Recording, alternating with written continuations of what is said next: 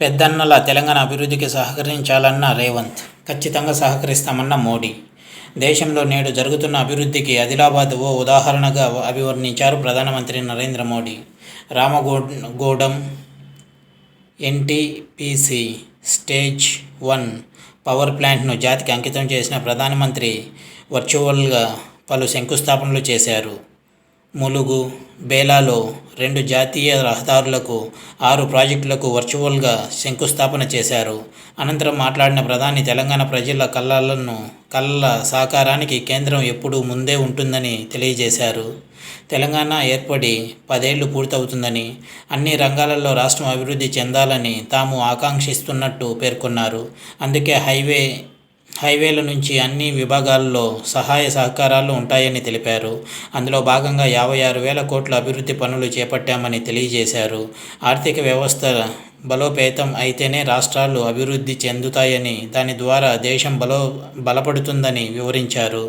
తెలంగాణ ఏర్పడి 10 ఏళ్లు పూర్తవుతుందని, అన్ని రంగాలలో రాష్ట్రం అభివృద్ధి చెందాలని తాము ఆకాంక్షిస్తున్నట్లు పేర్కొన్నారు. అందుకే హైవేల నుంచి అన్ని విభాగాల్లో సహాయ సహకారాలు ఉంటాయని తెలిపారు. అందులో భాగంగా 56,000 కోట్లు అభివృద్ధి పనులు చేపట్టామని తెలియజేశారు. ఆర్థిక వ్యవస్థ బలోపేతం అయితేనే రాష్ట్రాలు అభివృద్ధి చెందుతాయని, దాని ద్వారా దేశం బలపడుతుందని వివరించారు. కేంద్రంలో తాము తీసుకున్న నిర్ణయాలతోనే దేశంలో 25 కోట్ల మంది పేదరికం నుంచి బయటపడ్డారని పేర్కొన్నారు మోడీ. 10 ఏళ్లుగా అనేక రంగాలలో అభివృద్ధి బాటలో దూసుకెళ్తున్నామని తెలియజేశారు.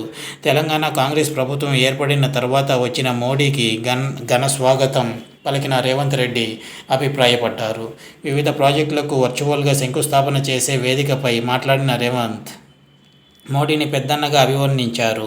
గత ప్రభుత్వ నిర్ణయాలతో విద్యుత్ సహా చాలా రంగాలలో వెనుకబడ్డామని తెలిపారు.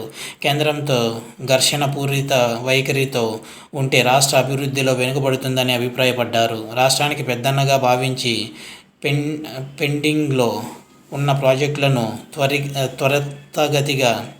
త్వరితగతిగా అనుమతులు ఇవ్వాలని వేడుకున్నారు.